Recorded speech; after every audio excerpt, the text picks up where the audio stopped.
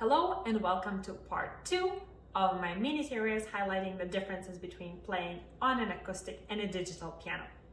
Part 2 is dedicated to sound differences. The main difference between the sound of an acoustic instrument and a digital piano is the resonance and the quality of the singing tone that you get on an acoustic and the resonance that lasts a long time on an acoustic instrument versus a digital instrument that is sampled. Also, the difference in how it will resonate in the room where you're playing. There is such a thing as a binaural sampling option that you can get by wearing headphones if you have the same model of the Yamaha, either the P515 or CLP 745, or other models that have the option of binaural sampling. It is only available in headphones, and that means that the sound is sampled from different points in the room. And when you wear your headphones, you have this kind of a 3D environment. And of course, it is not possible to achieve when you're playing through your loudspeakers on the digital piano. It cannot accommodate for the differences in the room where you are. I hope that's understandable.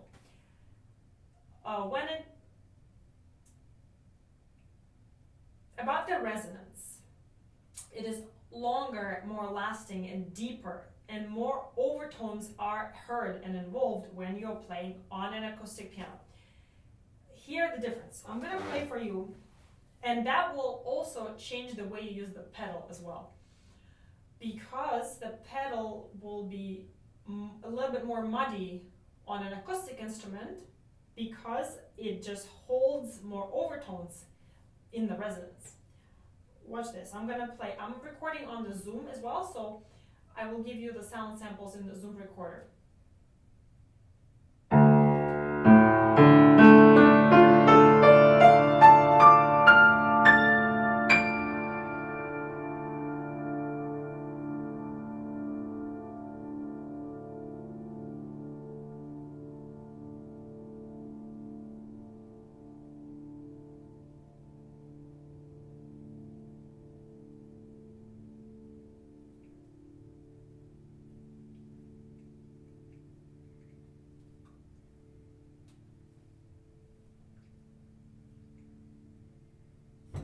I will stop here. Once you understood what I was saying, I'll put subtitles there. How long it lasted, that resonance of those overtones, they're all ringing in sympathetic vibration together, right? And watch what happens when I do it on my digital piano. Same exact D minor arpeggio. I'll give you both one time on Zoom and one time with the internal speaker recorder.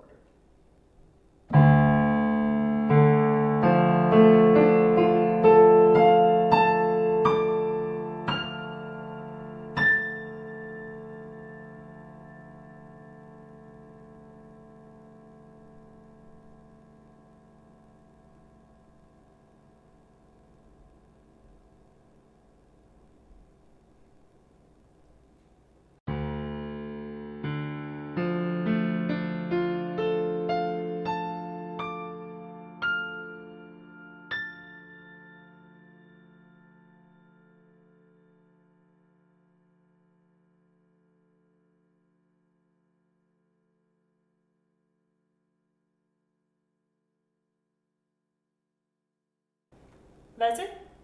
It lasts, I think, almost 2 times less, or maybe even 3, than an acoustic instrument.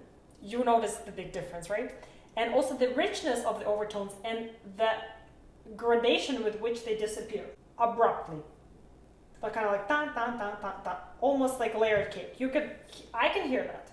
I'm not sure if you were able to hear that on Zoom, but it's just the digital sampling, right? So they don't blend as much here because there wasn't such a sampling where a person played this exact chord and those tones resonated together.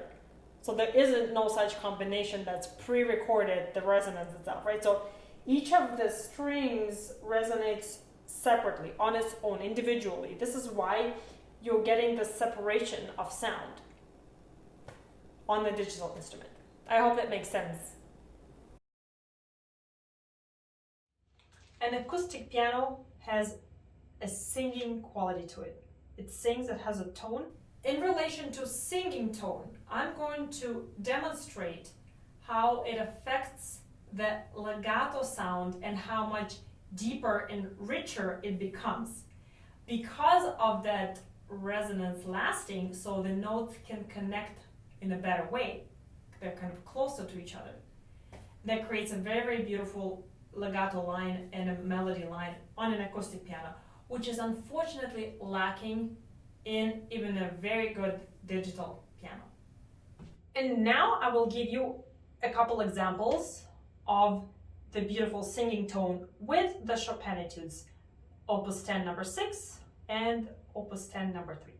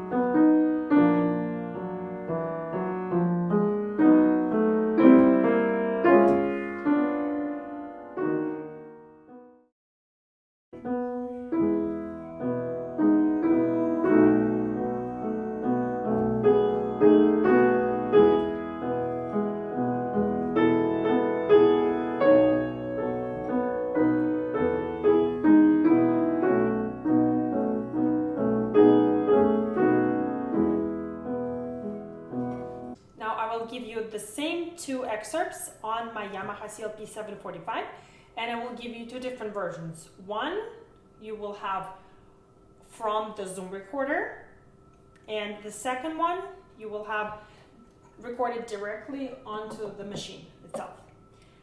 And you will see if it makes any difference in terms of the sound quality that it will get.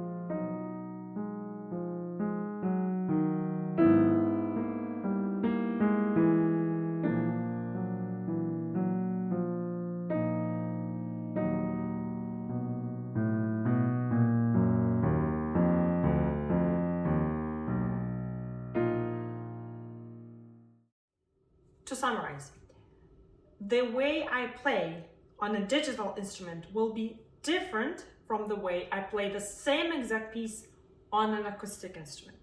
And not that it's going to sound different, but also that I'm going to account for those differences with my actions to bring it closer to those two interpretations, closer to each other.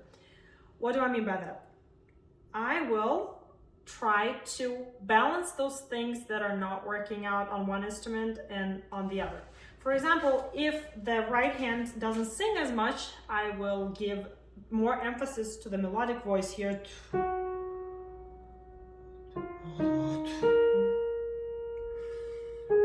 knowing that I need to put more effort into bringing out the melody and connecting the notes because it doesn't connect as well. And for the left hand, it will be very easy and natural to play this middle voice.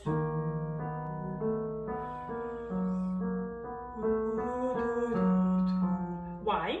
Because it takes less effort to control the volume here. Even if the register is slightly lower, I'm still able to play quite evenly and with minimal effort on a softer dynamic. I can't make the same exact movements and expect the same result on an acoustic. I would have to really bring down the voice, meaning my fingers will have to be stronger and I'll have to pay more attention to the evenness of those notes in the left hand. And you will actually notice if you go back and listen again that my left hand was slightly louder on an acoustic because I didn't practice that piece on the piano yet. I just started learning it and I was not used to it, so I wasn't prepared. I would have to adjust that.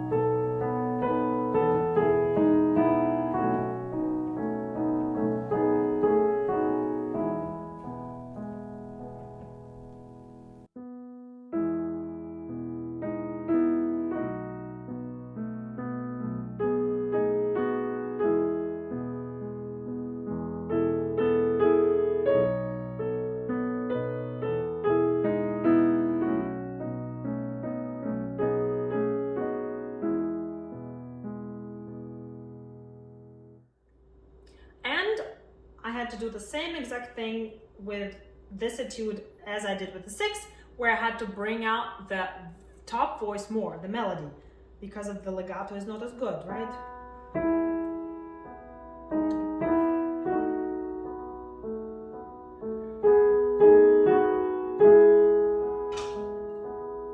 You could hear that my melodic voice was much smoother and much more singing on the acoustic piano, where the middle voices are much easier to balance and to play them evenly on the digital piano because there is less resistance and because they're more even. Very easy to play them evenly. And it will require me to do a lot of work to make it sound this beautiful on an acoustic piano. It will be quite challenging, and this is why this etude is a lot more difficult than it sounds to make it like this. And lastly, relating to sound, when you play on an acoustic instrument, it's gonna sound a little romantic, but there is some scientific basis to it. When you play an acoustic instrument, you have a relationship, a very personal relationship with it. The instrument responds to you, to your touch of the key, how you are pressing it. This is just between the two of you. No other person will play or press exactly as you do. This is why the very, very good pianists all develop their individual tone, like their voice when they play the piano. It has to do with their approach to the attack, because that's the most important point happens when we actually attack the key, when we touch, when this happens. When this connection happens, this all that is going to affect the sound. We can't do too much about the release, but the attack point is the crucial point of our connection with the instrument. When you play an acoustic instrument, you are the one who creates this connection, and it cannot be broken. When you play on a digital instrument, you are simply triggering the bank of the sounds, the pre-recorded samples.